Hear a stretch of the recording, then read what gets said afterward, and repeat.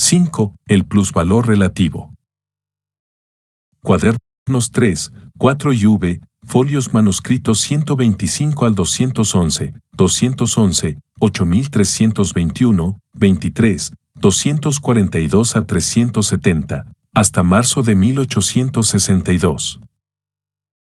El valor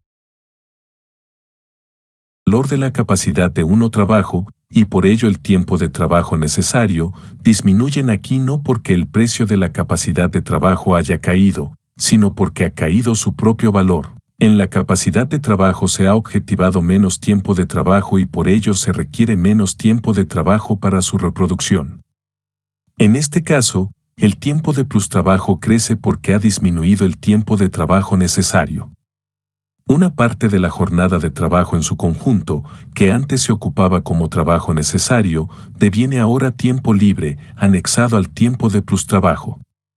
Una parte del tiempo de trabajo necesario se transforma en tiempo de plustrabajo, es decir, una parte del valor total del producto, que antes entraba en el salario, va ahora al plusvalor, la ganancia del capitalista. A esta forma de plusvalor la llamó el plusvalor relativo, 213, 28 a 40, 245 a 246.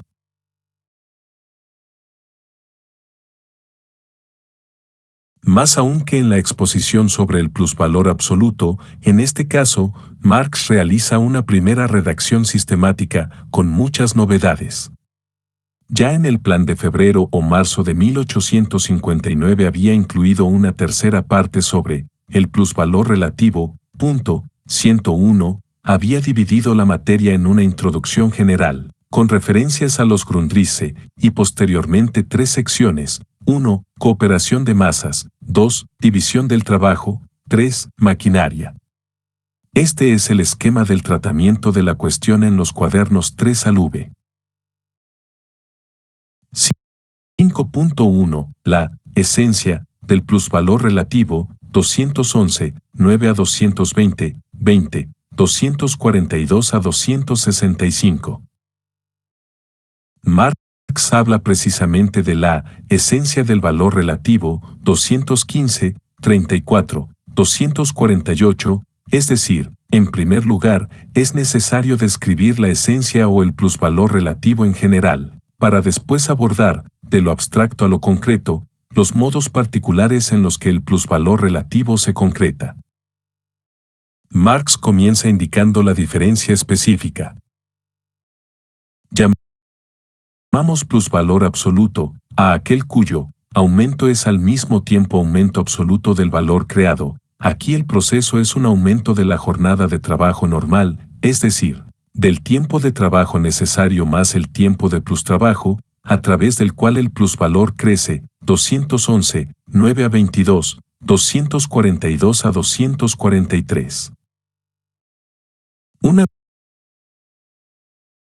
vez que la jornada de trabajo ha alcanzado un máximo físicamente imposible de superar, cumpliendo sin embargo con la tendencia del capital a poner más plusvalor, solo le queda al plusvalor relativo el acortamiento, Verkürzung, del tiempo de trabajo necesario, 211, 35 a 36, 243.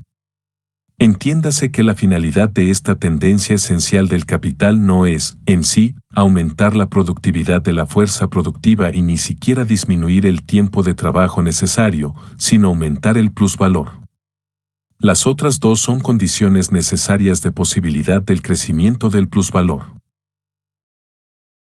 Podría argumentarse que pagando menos salarios se llegaría al mismo fin, pero metódica y esencialmente Marx recuerda que el supuesto de todo el discurso, en abstracto, en general, es que toda mercancía se vende por su valor, cf 212, 20 a 22, 244. Entonces, el fenómeno, la apariencia superficial y no esencial, de que el salario pueda tener un precio por debajo o por sobre su valor es dejado de lado para incluirse luego en el tratado específico posterior sobre el salario. Si la jornada no puede crecer más, es la normal; si el salario no puede descender, hay solo un camino para el nuevo tipo de plusvalor. Esto es posible solamente por un aumento de la productividad del trabajo o, la que es lo mismo, por un mayor desarrollo de la potencia productiva, Productivkraft 102, del trabajo, 213, 5 a 7, 245. Debería ahora leerse con cuidado el texto citado al comienzo de este capítulo. En el plano esencial, abstracto o considerando a la sociedad y las clases como totalidad globales, Marx indica que el aumento de la productividad del trabajo aumenta la masa de productos, pero esa masa mayor tiene el mismo valor. Es decir, cada producto particular o cada mercancía particular ve caer su valor, 218, 10 a 13, 251. Esto tiene la mayor importancia para la cuestión de la dependencia, ya que el capital de los países periféricos subdesarrollados tiene productividad menor. Sus productos tendrán mayor valor o mayor proporción de tiempo de trabajo necesario por unidad de producto, aunque menor producción global de plusvalor. De nuevo, Marx muestra ahora las diferencias para aclarar las categorías. El plusvalor relativo se diferencia del absoluto en lo siguiente: en ambos el plusvalor es igual al plustrabajo o a la proporción del tiempo del plustrabajo con el tiempo de trabajo necesario. En el primero, el plusvalor absoluto, la jornada se prolonga por sobre su límite y el plusvalor crece en la misma proporción que el aumento de la jornada de trabajo. En el segundo, el plusvalor relativo, la jornada de trabajo es una cantidad fija, el plusvalor aumenta aquí, porque la parte de la jornada de trabajo que era necesaria para la reproducción del salario se ha acortado. En el primero, se supone un grado dado de la productividad. En el segundo, aumenta la potencia productiva del trabajo. En el primero, permanece sin cambio el valor de una parte alícuota del producto global o una parte del producto de la jornada de trabajo. En el segundo, se modifica el valor del producto parcial, pero su cantidad, número, crece en la misma proporción en que disminuye el valor. Permanece sin cambio la suma total del valor, aunque aumenta la suma total de los productos o del valor de uso, es decir, en el plusvalor relativo el valor del producto del trabajo se encuentra en proporción inversa a la productividad del trabajo. 218, 20 a 219, 10, 251 a 252. Habría que completar esta larga cita con otra de igual densidad para comprender la manera de construir las categorías que Marx practicaba metódicamente, conocer por diferencia. El plusvalor es exactamente igual al plustrabajo. El aumento de uno mide exactamente la disminución del trabajo necesario. En el plusvalor absoluto es la disminución del trabajo necesario relativo, es decir, el decae relativamente al aumento directo del sobretrabajo. Aquí el tiempo de trabajo necesario ha disminuido relativamente, porque el tiempo total de trabajo ha aumentado, y por ello también el tiempo absoluto de trabajo. Por el contrario, cuando la jornada de trabajo normal es fija, el aumento del plusvalor relativo, por el aumento de la potencia productiva, disminuye absolutamente el tiempo de trabajo necesario, y por ello aumentase el plusvalor absoluta y relativamente, sin que se aumente el valor del producto.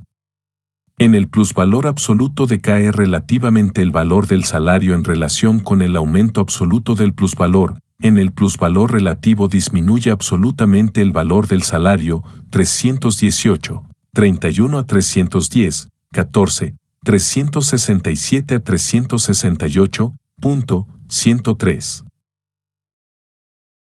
Veamos de qué se trata.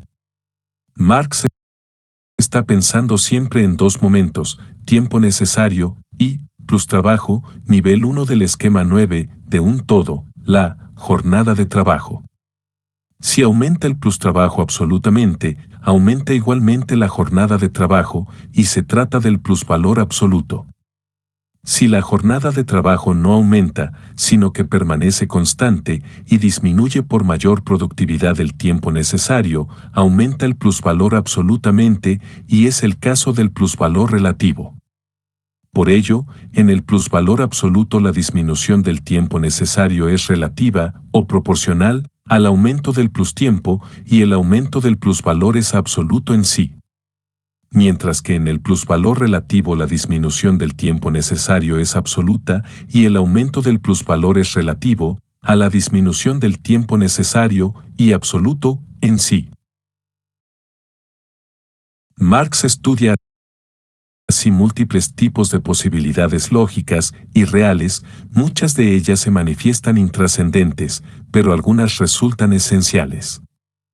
Es el caso de la paradoja de que el aumento de productividad es disminución del valor del producto, en donde estriba igualmente el fundamento de la crisis y el derrumbe esencial del capitalismo como proceso de desvalorización. 104. Así como en el caso del plusvalor absoluto hay un límite de la duración de la jornada de trabajo imposible de superar por ponerse en peligro la vida misma del trabajador, así también en el plusvalor relativo hay un límite que lo pone la diversa proporcionalidad entre el aumento de la productividad, del plusvalor y la totalidad del capital invertido.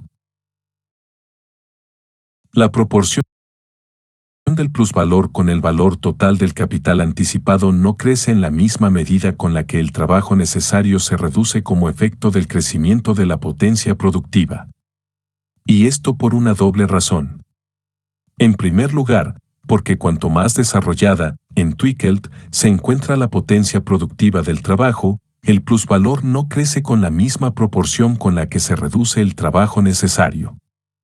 En segundo lugar, porque este plusvalor aumentado en proporción más reducida es calculado con respecto al capital que ha crecido en valor tanto cuanto aproximadamente ha aumentado la potencia productiva. 224, 39 a 225, 6. 259.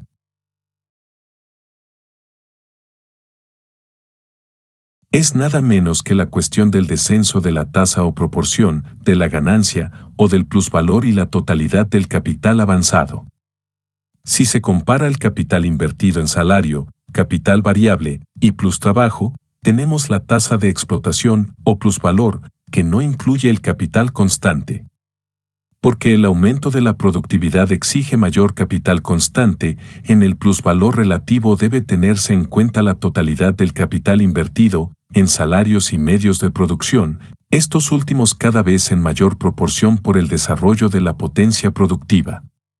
De esta manera, es cada vez más difícil aumentar, no el plusvalor absolutamente sino la proporción, tasa, entre plusvalor y totalidad del capital invertido. Esta tasa desciende en la medida en que aumenta el desarrollo del capital constante. Por otra parte, como el valor de las mercancías baja por el aumento de productividad, baja igualmente el valor de la capacidad de trabajo, es decir, del salario, y aumenta el plusvalor relativo en proporción a la más fácil reproducción del trabajo asalariado. No es tanto la fertilidad del suelo la causa de que bajen de precio los bienes de subsistencia o consumo, como pensaría Ricardo, sino la mayor potencia productiva del trabajo subsumido por el capital, y para el capital, para su valorización por medio del plusvalor relativo. 5.2. Forma general de la subsunción, la cooperación, 229, 212, 37, 27, 265 a 275. 3. Son las formas o fenómenos del plusvalor relativo, o modos reales y concretos del aumento de la potencia productiva del trabajo, subsumido por el capital. La forma más general, Allgemeine Form, 229, 24, 265, la forma fundamental, Grundform, de todo, aumento de la productividad del trabajo social, es la cooperación, presente por ello también en las dos restantes formas. Como forma fundamental, es la base y el presupuesto de las restantes y tiene 6 determinaciones esenciales. El modo más simple, todavía no sobredeterminado, de la cooperación es evidentemente aquel en el que en un lugar unidos y simultáneamente trabajan no en algo diverso sino en la misma cosa, para lo que se requiere la simultaneidad de la acción para alcanzar un resultado determinado en general o en un tiempo determinado. 230, 812, 266. Cooperación es, primeramente, el producir inmediatamente en una operación conjunta muchos trabajadores alcanzando el mismo resultado, el mismo producto, el mismo valor de uso o utilidad. 229, 37 a 230, 266.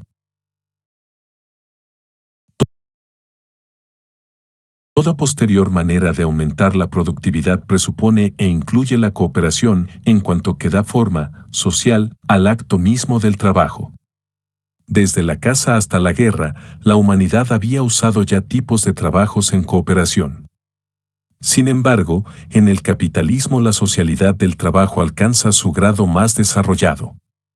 Cada trabajador aislado en su vida cotidiana deviene social en su concepto negativo, es decir, aquí aumenta la productividad de la potencia productiva de cada trabajador singular por medio de la forma social. Gesellschaftliche, del trabajo, 232, 13 a 14, 269. Pero esta, socialidad, se constituye desde el capital y está bajo su control. La cooperación, esta potencia productiva del trabajo social, se pone como una potencia productiva del capital y no del trabajo, tan pronto como el trabajador entra en el proceso de trabajo real, es él, en tanto capacidad de trabajo, incorporado al capital, no perteneciéndose más a sí mismo sino al capital y por ello las condiciones en las que él trabaja son condiciones en las que trabaja el capital.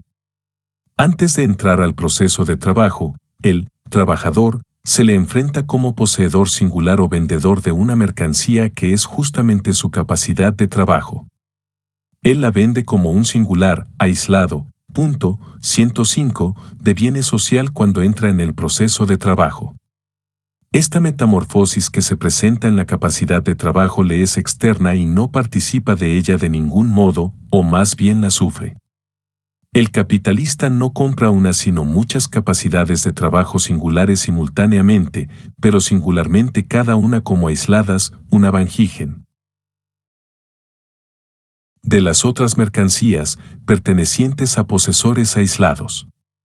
No bien han sido incorporados en el capital al entrar en el proceso de trabajo, su propia cooperación no es una relación en la cual se ponen como en su propia cooperación, sino como una unidad que los domina, cuyo sujeto y conductor es el mismo capital.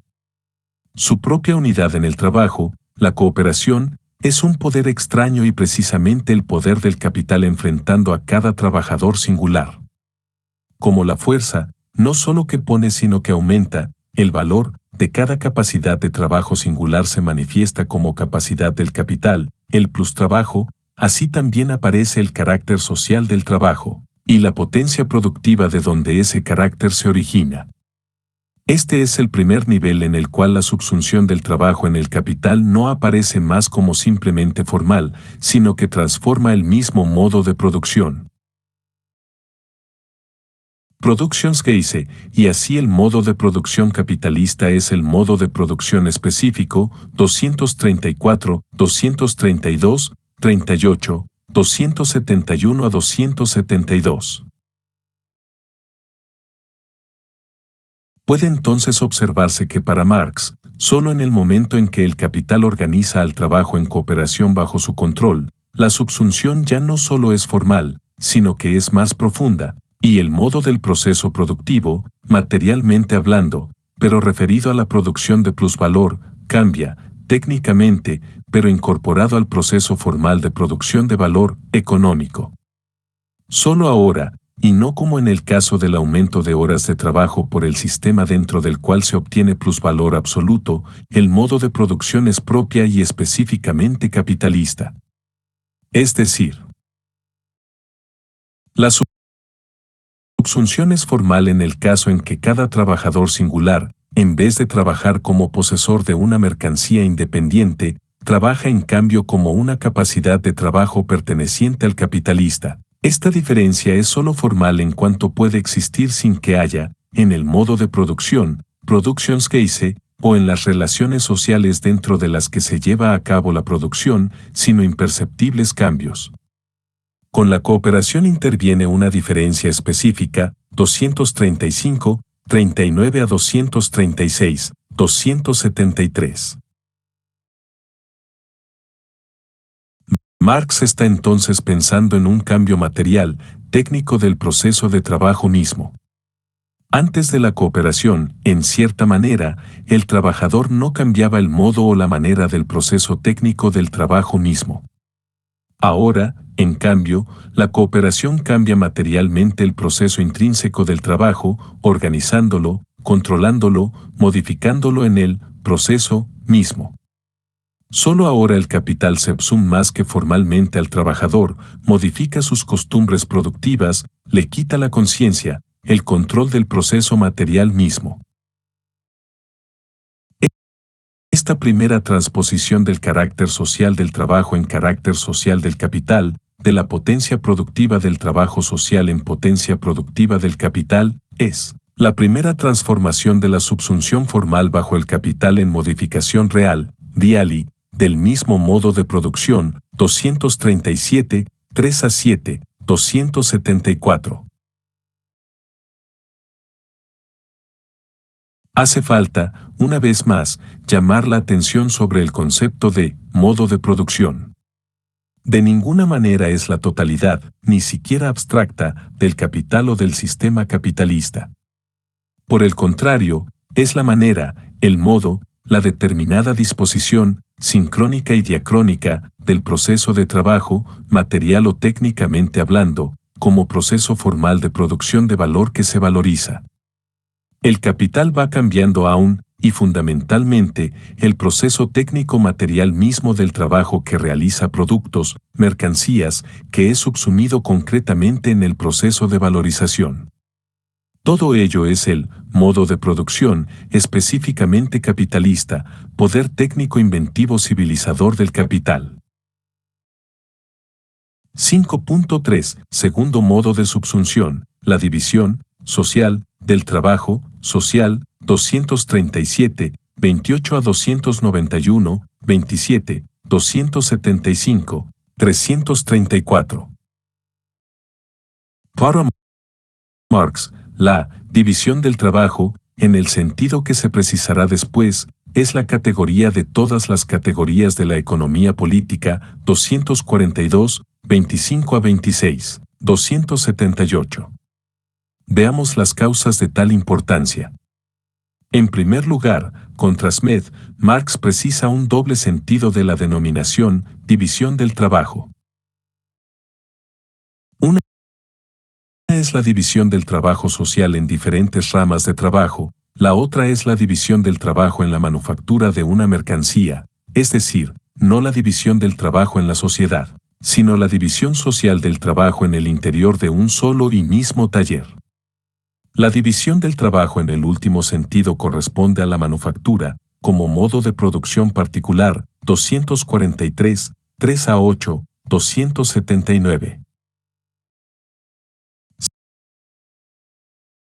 Según Marx, hay diferencia entonces en dos divisiones del trabajo. Por un lado, hay una división social del trabajo, entendida con uno o la división del trabajo social, 241, 3 a 4, 277, que produce diferentes productos o mercancías. Unos producen mesas, otros sillas, otros tomates, etc., como presupuestos del intercambio o aún del trueque en el proceso de la producción social. Por otro lado, ese tipo de división, diferentes mercancías, se diferencia de la división social del trabajo social, que, presuponiendo la anterior división del trabajo, separa diferentes operaciones. Unos producen las patas, otros la superficie superior de madera y otros unen las partes de la mesa del mismo objeto producido como mercancía por el capital. La primera división del trabajo tiene lugar en cuanto cada mercancía representa a otra o en cuanto cada propietario de mercancía o productor se enfrenta a una rama particular de trabajo, ya la totalitat, de esas ramas particulares de trabajo. La segunda división del trabajo tiene lugar en cambio en la producción de un valor de uso particular antes de que entre a la circulación, como mercancía particular independientemente de su existencia en el mercado. La integración en el primer caso de los diversos trabajos se efectúa merced al intercambio de las mercancías. En el segundo se realiza directamente, no mediante el intercambio, sino por mediación de la operación conjunta de trabajos particulares en la producción del mismo valor de uso bajo el comando del capital. En la primera división del trabajo, los productores se enfrentan unos a otros como posesores de mercancías independientes y como representantes de ramas particulares del trabajo.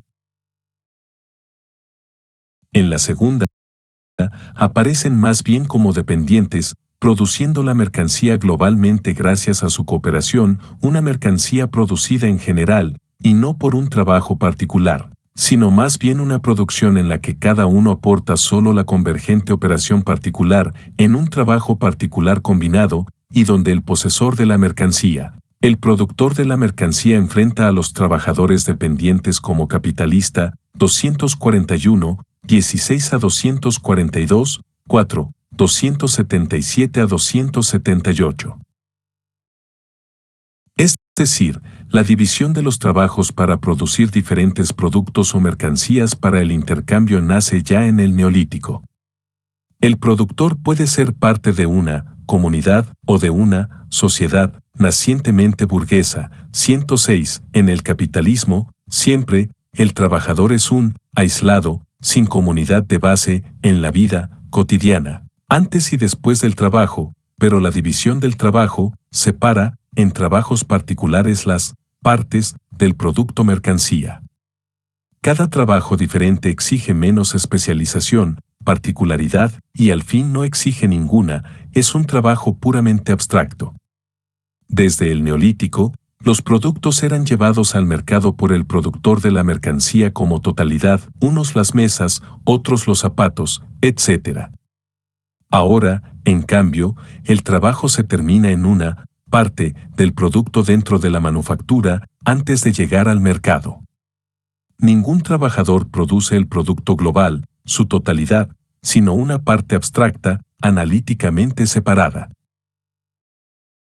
En este segundo caso, la división es social, en cuanto el capital decide y controla esta separación, como todo, no cada trabajador, y del trabajo social, porque los trabajos particulares proceden de una capacidad de trabajo aislada, antes del trabajo en la vida cotidiana, y reciben su socialidad en la unidad abstracta y externa, bajo el control del capital, del taller, en el proceso de producción mismo. Es evidente, 1, que esta división del trabajo presupone la división social del trabajo. Y solamente a partir de la particularidad del trabajo social desarrollado en el intercambio de mercancías es posible que las ramas del trabajo se separen, a tal punto que todo ramo particular sea conducido a un trabajo especial en donde puede darse ahora sea división en el interior de este mismo trabajo especial, por el análisis, análisis.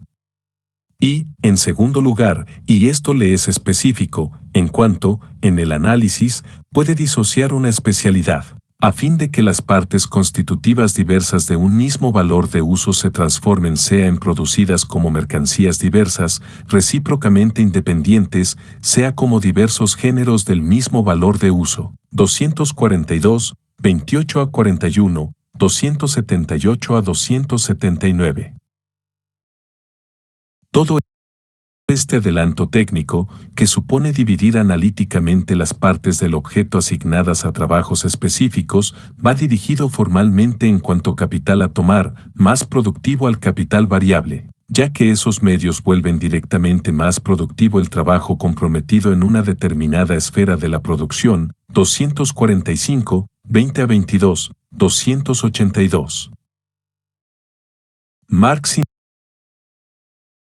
indica, por otra parte, que cuando cada trabajador producía el producto en su casa aisladamente y el capitalista lo compraba y lo vendía, actuaba solo como comerciante, es decir, el modo de producción mismo no era capitalista. 245, 31 a 32, 282. Adam Smith no comprendió en absoluto la transmutación del modo de producción mismo por la división social, presupuesta, del trabajo social, propiamente capitalista, en el mismo taller. Así pues, Marx, debido a un estudio pormenorizado del proceso tecnológico mismo, 107, comprendió la determinación material que el capital ejerce sobre el mismo proceso de trabajo en cuanto tal. Lo transforma como trabajo técnico porque necesita aumentar la productividad de una potencia productiva del trabajo para disminuir relativamente el valor del salario. En el taller, los trabajadores tienen ahora una relación social de producción, Gesellschaftliches Produktionsverhältnis, 253, 15 a 16, 291, entre ellos y con el capitalista, en el interior orgánico del capital. El trabajador mismo nada puede hacer en la combinación de las actividades. La combinación es una combinación de funciones unilaterales bajo las cuales ha sido subsumido cada trabajador o grupos de trabajadores. Su función es unilateral, abstracta, parte. La totalidad que se constituye se funda sobre esa entidad puramente parcial y aislada, Isolierung, de cada función singular. El trabajador constituye el ladrillo de esta combinación. Pero la combinación no es una relación que le pertenezca y que sea subsumida unitariamente bajo su dominio. No es ya solo la subsunción formal del trabajador bajo el dominio del capital, 253, 18 a 31, 291 a 292.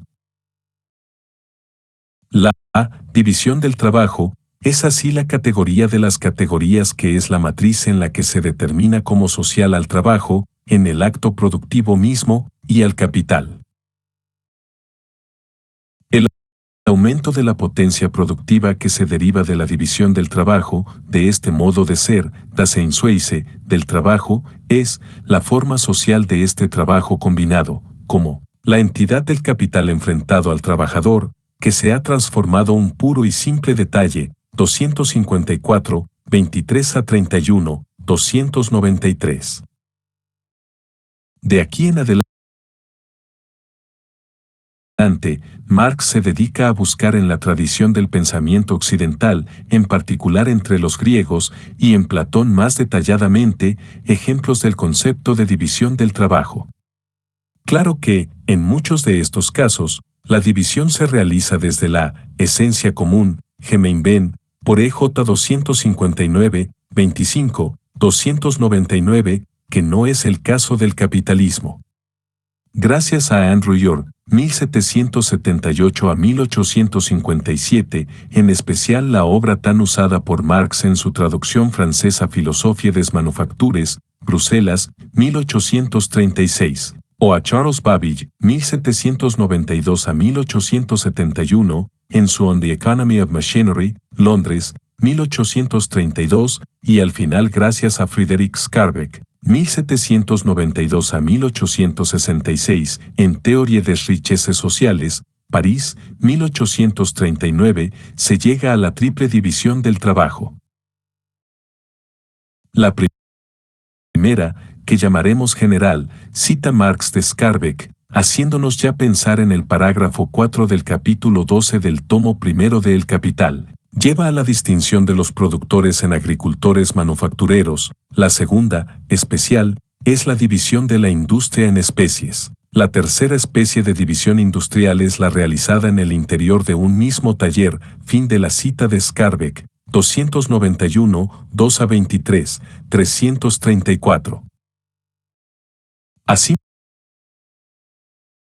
Asimismo, Marx observa que la división del trabajo supone una gran conglomeración de trabajadores, para lo cual es necesaria una cierta densidad de población.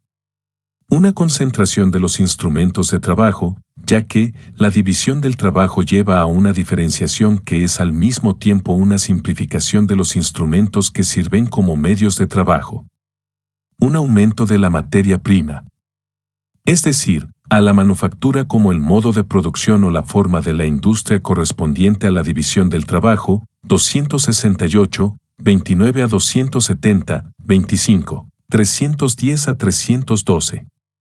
Todo esto implica un gran aumento de la parte constante del capital y un grado mucho más desarrollado del modo de producción ahora formalmente capitalista. De otra manera, un modo de producción correspondiente a un determinado nivel histórico de desarrollo del capital, 274, 2 a 3, 316. En este sentido, puede entenderse por qué Marx trata aquí, en pocas páginas, la cuestión del trabajo productivo, 280, 23 SS, 324 SS. Porque el trabajo es subsumido más que formalmente en la división del trabajo y el capital lo incorpora así en realidad al proceso productivo.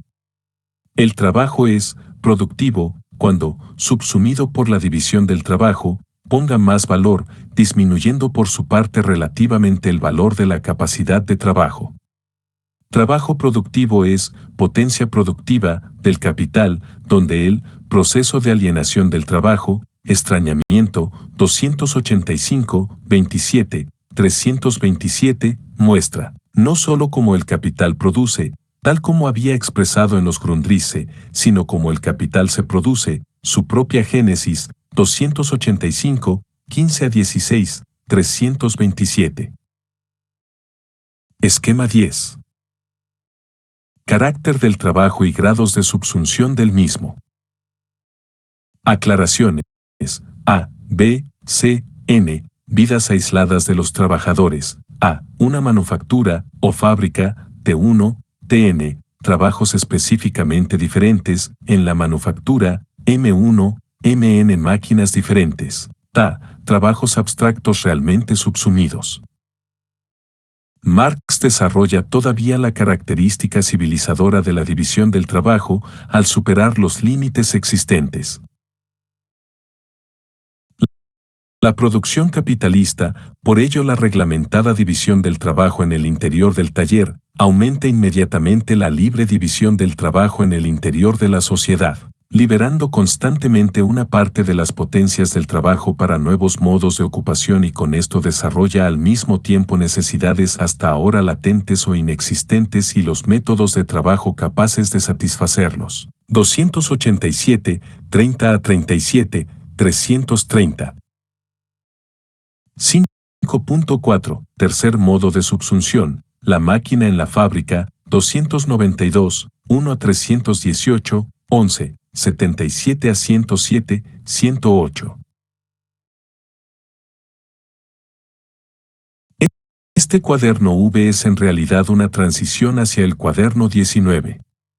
Marx interrumpió la redacción del cuaderno V en marzo de 1862 en un folio manuscrito no determinado, aunque ciertamente en el folio 211 hay una referencia al 26 de noviembre de 1862, lo que indica que debió ser escrito en enero de 1863, momento en el que continuó la redacción de este cuaderno. Continuó meses después el tema del plusvalor relativo en lo referente a las maquinarias. Asunto al que le siguió la comparación entre el plusvalor absoluto y el relativo debía haber sido la cuestión 4 del plan, pero no recibió numeración, para concluir, todo a partir del cuaderno 19, con el problema de la acumulación, que recibe el número 4. Es decir, los temas del futuro tomo primero del Capital recibieron en sus cuadernos el tratamiento que vemos en el esquema 11. Esquema 11. Lugar de los temas del tomo primero del Capital en los cuadernos. Parecería como si desde el comienzo este cuaderno V tuviera más densidad teórica, como si ciertos hallazgos de los cuadernos B14 ya se consideraran. Se usa la categoría costos de producción, Productionskosten, 294, 34, 80, el discurso entra mucho más en el momento circulatorio, vender, comprar, valor social, valor individual, precio de mercancía, capital fijo, etc., lo que hace pensar que desde la división del trabajo, Marx comenzó a profundizar, por confrontación crítica como veremos, su teoría del plusvalor. Por ello, el 28 de enero de 1863, mes en el que terminó la redacción del cuaderno V y comenzó el 19º, escribió a Engels: Estoy agregando algo a la sección sobre la maquinaria. Hay aquí algunos problemas curiosos que ignoraba en mi primera redacción, la de marzo de 1862 o de los Grundrisse, a fin de aclararlos releí de principio a fin mis cuadernos, extractos. Los Grundrisse o el cuaderno tecnológico histórico de 1851, de tecnología, y por la misma razón estoy siguiendo un curso práctico, únicamente experimental, para obreros, dictado por el profesor Willis, 109. Estos problemas curiosos son, justamente, la discusión en torno a la diferencia entre instrumento y máquina, se abordaron hasta el cuaderno 19 y por lo tanto están fuera de nuestra consideración actual. Por el contrario, expondremos ahora los temas tratados en la primera parte del cuaderno V, que son un tanto inconexos y escritos, aparentemente, en diversos momentos.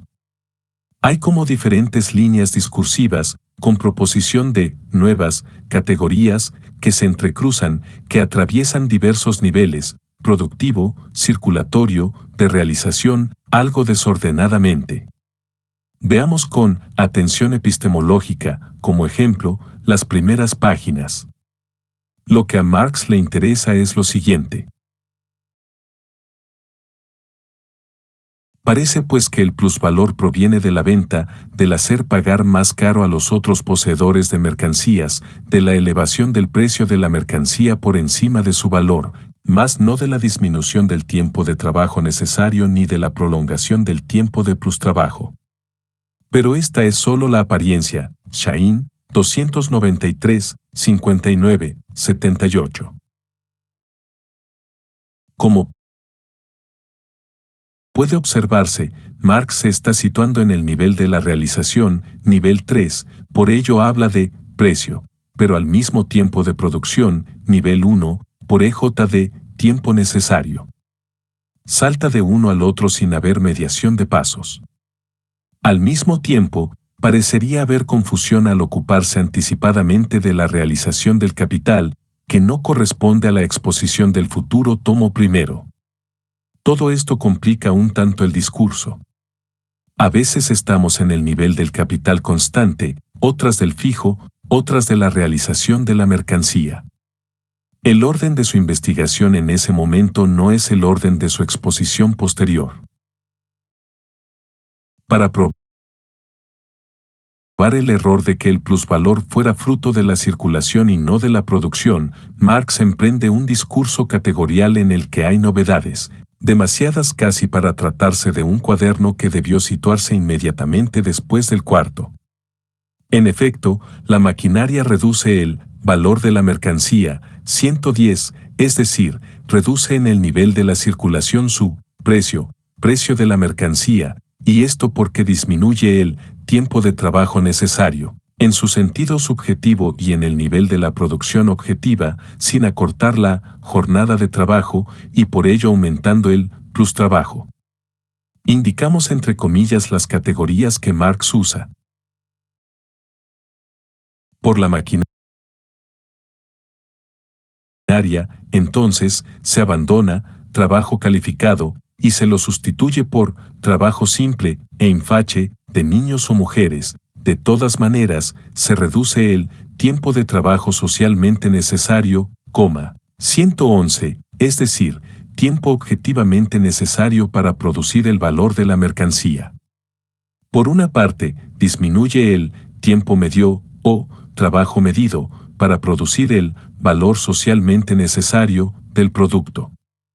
Por otra parte, gracias a la reducción del tiempo de trabajo medio se alcanza un excedente de precio, Überschuss des Preises, de la mercancía, ya que disminuye su antiguo valor, es decir, supera su plusvalor normal, normalen.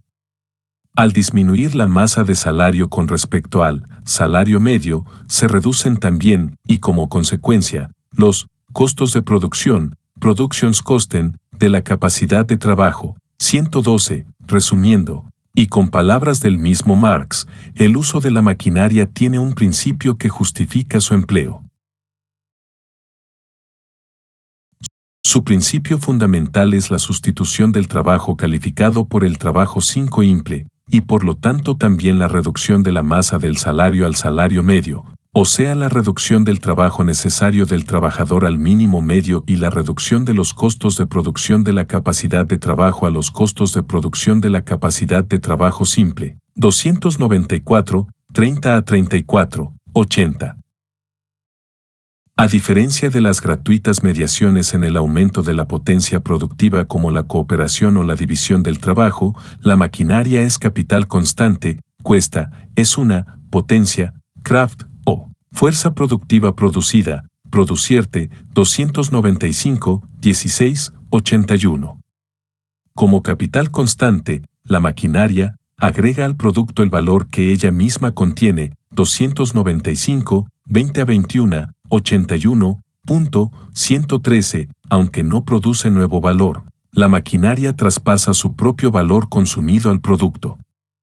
Imperceptiblemente, Marx comienza a pasar al concepto de capital fijo, salta así del concepto de capital constante en la producción al capital fijo en la circulación. La disminución del precio de las mercancías producidas mediante la maquinaria depende solo de una única circunstancia, del hecho de que el tiempo de trabajo contenido en la misma maquinaria es menor que la cantidad de tiempo de trabajo contenido en la capacidad de trabajo que ésta ha sustituido, que el valor de la maquinaria que entra en la mercancía es menor, vale decir, menos tiempo de trabajo, que el valor del trabajo que sustituye, 296, 15 a 19, 82. La maquinaria cuesta, es decir, es un producto de un proceso de trabajo y proceso productivo de plusvalor, es una mercancía capitalista, pero no produce plusvalor en el producto, sino que solo conserva su valor, ya que en el proceso productivo no se pierde su valor consumido sino que reaparece. No es el valor de uso de la máquina lo que determina su valor, sino el trabajo exigido para su propia producción, 301, 21 a 23, 88. El valor total de la maquinaria reaparece, Wiedererscheint, solo en la totalidad de la mercancía en cuya producción ha participado como medio de trabajo, 297, 2 a 4, 83. Es decir, la maquinaria es producto de trabajo humano y por ello contiene valor. En cada unidad de producto, una parte de su valor pasa al producto en el proceso laboral, y por medio de un círculo medio ideal, 298, 14, 84, se puede llegar a saber qué parte alícuota de la máquina entra en el valor del producto. Esta parte, lo gastado de la máquina, encarece relativamente la mercancía, pero solo en una medida insignificante y en todo caso mucho menos de cuanto la habría encarecido el trabajo manual sustituido por la maquinaria. 299, 1 a 4, 85. O sea que por muy grande que pueda parecer el capital anticipado en la compra de la máquina con respecto al que se usa en el pago del trabajo vivo, siempre será proporcionalmente menor el valor de la maquinaria que pasa a la mercancía individual que el valor ahorrado en el salario. Es decir, la maquinaria se desvaloriza, entuertet, al traspasar su valor a la mercancía, pero el capital no se desvaloriza y, por otra parte, desvaloriza aún más al salario. 114, en realidad, la maquinaria ha transformado al trabajo en un trabajo más improductivo, 301, 6, 87, de su propia capacidad de trabajo o de la cantidad de producto que le corresponde, porque la cantidad que le corresponde se ha reducido, 301, 6, 87, y esta es la primera de las consecuencias de la introducción de la maquinaria.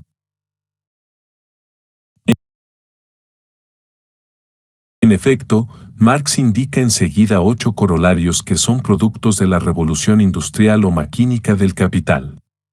El primer fruto consiste, paradójicamente, en que aunque por la maquinaria se baja proporcionalmente el tiempo necesario para la reproducción de la capacidad de trabajo, sin embargo se mantiene el tiempo absoluto de la jornada laboral global, 115, existe entonces una sobreexplotación, no por un aumento de intensidad del trabajo en su ritmo, sino por sumar la mayor productividad del trabajo para el capital con la tasa anterior de explotación, suma del plusvalor relativo obtenido por la introducción de la maquinaria, más el plusvalor absoluto anterior.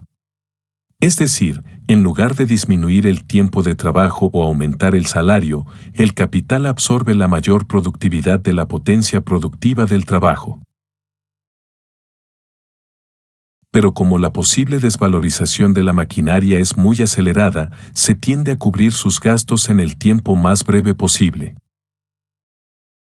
La reducción del tiempo de trabajo necesario es naturalmente temporaria y desaparece apenas la introducción general de la maquinaria en este ramo reduce el valor de la mercancía al tiempo de trabajo contenido en ella. 302, 37 a 40, 89. Una gran parte de la vieja maquinaria se desvaloriza continuamente o resulta inutilizable del todo antes de haber terminado su periodo de circulación, es decir, antes de que su valor reaparezca en el valor de uno a mercancía, 305, 25, 92. Esta es la causa del segundo efecto o corolario de la introducción de la maquinaria. Se produce una aceleración en la sobreexplotación y no solo se disminuye el tiempo necesario o se conserva la jornada laboral, sino que para cuidarse de la posible acelerada desvalorización de la máquina, en vez de traspasar más valor al producto, se aumenta todavía el tiempo absoluto de la jornada de trabajo. La experiencia común nos muestra que apenas la maquinaria se emplea capitalísticamente, apenas ésta se autonomiza como una forma del capital frente al trabajador, la jornada laboral global, el tiempo de trabajo absoluto, no se reduce sino que se prolonga, 303, 6 a 13, 90.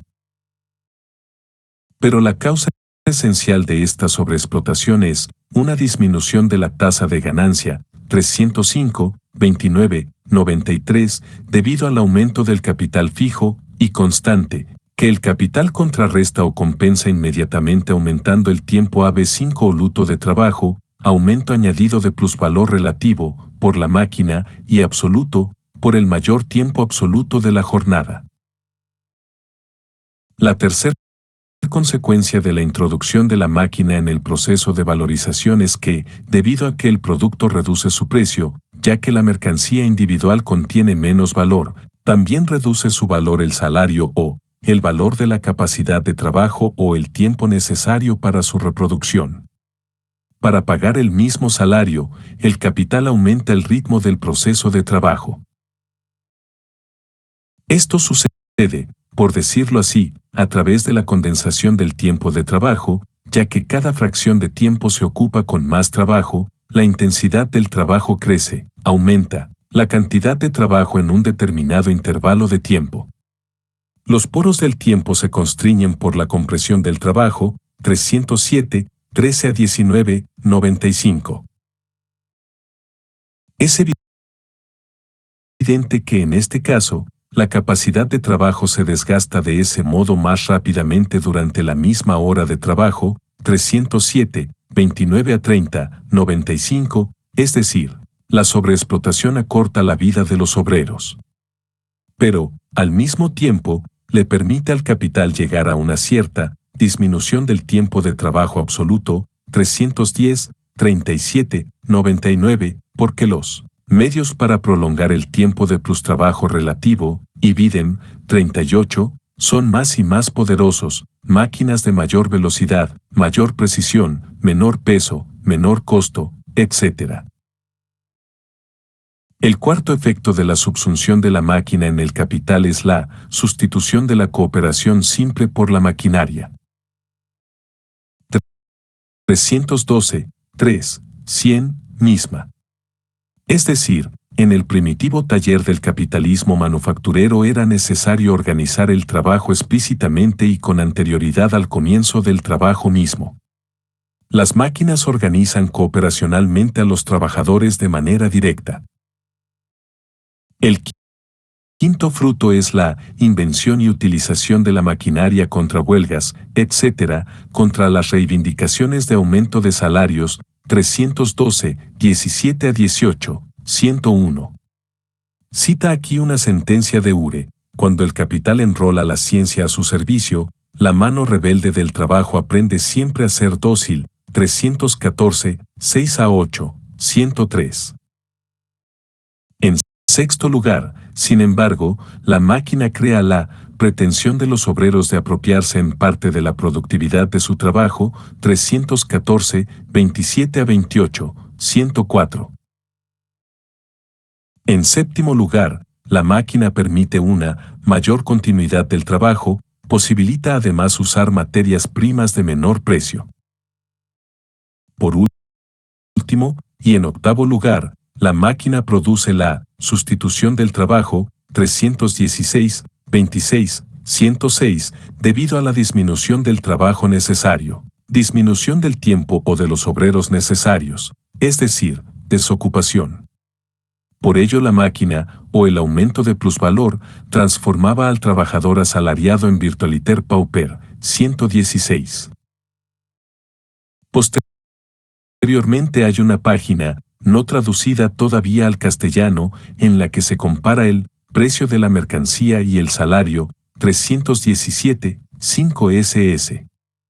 Allí Marx dice que el trabajador nunca puede comprar la mercancía por el valor que contiene en igualdad con el salario recibido para producirla, ya que recibe, por ejemplo, 80 de un 100 de valor producido. Es la posibilidad de la crisis. Estos 8 aspectos, y los mencionados con anterioridad, describen las determinaciones concretas de la subsunción real, no solo formal, del trabajo en y por el capital gracias a la introducción de la maquinaria, o debido a la transformación del capital manufacturero en capital industrial propiamente dicho. De todas maneras, este cuaderno V es interrumpido bruscamente para comenzar otro discurso, otro trabajo teórico, que ocupa desde el cuaderno B en adelante.